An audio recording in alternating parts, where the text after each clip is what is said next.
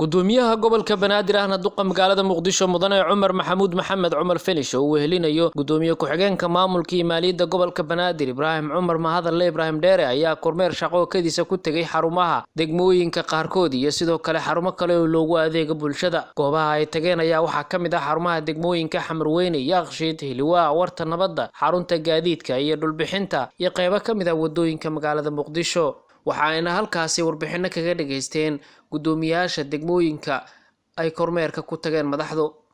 duqa magaalada Muqdisho ahna gudoomiyaha gobolka Banaadir mudane Cumar Maxamuud Maxamed Cumar Filish ayaa bogaadiyay howlaha kala duwan ee ka socda goobaha maanta kormeerka shaqo ay ku tageen waxa uu madaxda degmooyinka kula tartaarmay inay sii laabaan howlaha muhiimka ah ee u hayaan bulshada ku nool caasimadda gudoomiyaha Cumar Filish ayaa waxa uu sheegay in uu jiri doono isla xisaabtan dhab ah oo lagu abaalmarin doono cid walba oo shaqo wanaagsan u haysa bulshada uu madaxda u yahay waxa uu taas bedelkeeda inta ku daray in ciqaab mutaysan doonto cid walba oo ku guul dareysata howsha loo idmaday